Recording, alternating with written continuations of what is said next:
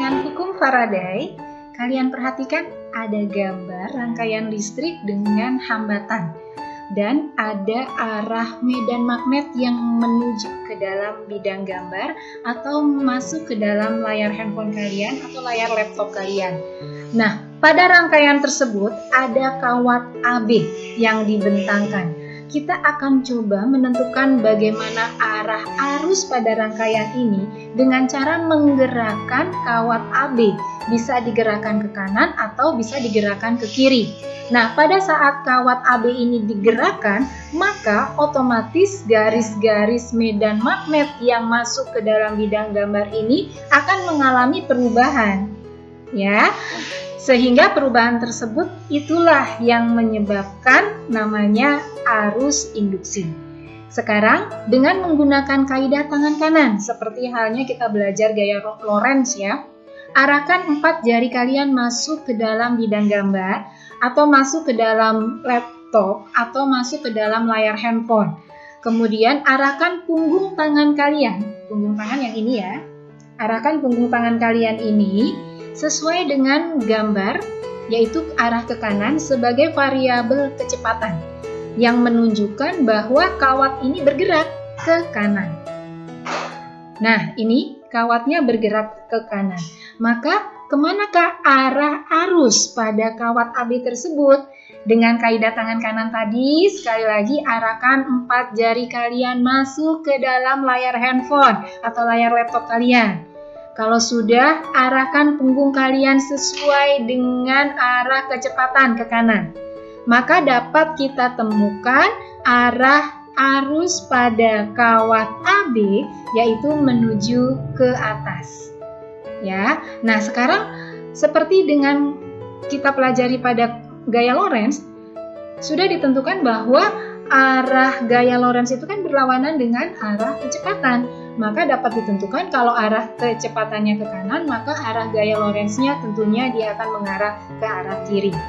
Ya, maka keterangannya kita sebut jika kawat AB digerakkan ke kanan tadi ya, maka garis-garis medan magnet akan berubah dan timbul arus dari A ke B, arus dari A ke B. Sekarang B sebagai tujuan ini disebut dengan kutub positifnya. Ya, jadi kutub positifnya justru ada di B. Bukan berarti kalau arus itu dari A ke B, itu positifnya dari A, enggak. Tapi ketika kita tentukan arah arusnya ternyata menuju B, maka B inilah yang menjadi kutub positif. Ya. Kemudian bagaimana dengan persamaan GGL induksi yang dihasilkan? Berikut ini. GGL induksi bisa kita sebut variabel epsilon. Induksi sama dengan min M delta C dibagi delta T, artinya perubahan ya. Kalau kalian perhatikan tadi kawat yang kita gerakan menimbulkan perubahan dari garis-garis medan magnet yang ada pada rangkaian. Kemudian GGL induksi sama dengan B kali L kali V kali sin theta. Berikut adalah keterangannya. Selanjutnya, masih pada gambar yang sama mengenai hukum Faraday, tadi sudah disebutkan bahwa perubahan dari garis-garis medan magnet akibat kawat AB yang digerakkan ke kanan menimbulkan arus induksi yang besarnya adalah sebagai berikut. I sama dengan epsilon induksi dibagi R atau sama dengan B kali L kali V dibagi dengan R, di mana R adalah hambatan listrik.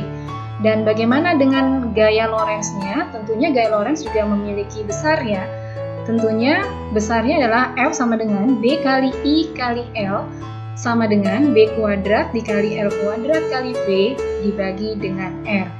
Selanjutnya kita akan belajar mengenai hukum Lenz. Kalian perhatikan bahwa arah induksi pada suatu penghantar sedemikian rupa sehingga menimbulkan medan magnet yang melawan perubahan garis-garis magnet yang menimbulkannya.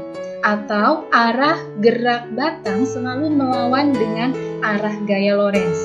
Tadi sebelumnya sudah kita pelajari ya pada hukum Faraday bahwa ketika batang AB atau kawat AB ini digerakkan ke kanan sesuai dengan arah panah V ke kanan, maka tentunya gaya Lorentz ini akan mengarah kebalikannya. Dia akan mengarah ke kiri. Itu pun dimaksud dengan hukum Lenz. Atau pada saat kutub magnet utara ini masuk ke dalam kumparan, arahnya adalah ke kiri, maka galvanometer ini akan menyimpang ke kanan. Jadi kebalikan dari arah medan magnet yang dimasukkan ke dalam kumparan. Itulah sebabnya kenapa pada hukum Lenz di sini ada tanda negatif.